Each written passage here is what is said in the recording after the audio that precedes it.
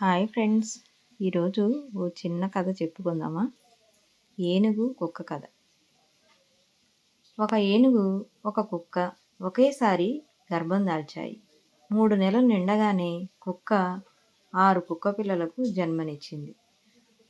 6 నెలల తర్వాత కుక్క మళ్ళీ గర్భం దాల్చింది.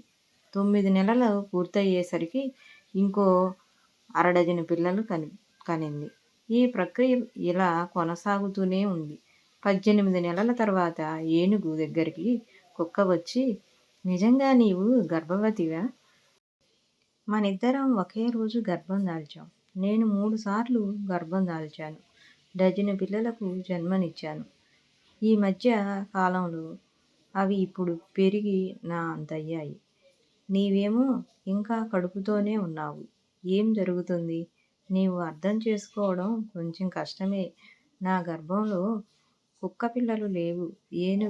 ఏనుగు పిల్ల నేను 2 ఏళ్లకు ఒకసారి ఒక ఏనుగు పిల్లను జన్మనిస్తాను. నా బిడ్డ నేల మీద పడగానే భూమికి అర్థమవుతుంది.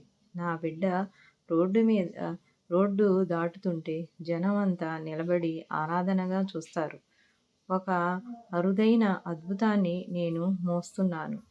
ఇతరుల కోరికలు తీరుతుంటే మీ మీద మీరు నమ్మకాన్ని కోల్పోవద్దు. ఇతరుల బలాలు చూసి అసూయ పడవద్దు.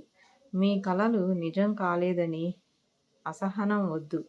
నిరాశ చెందవద్దు.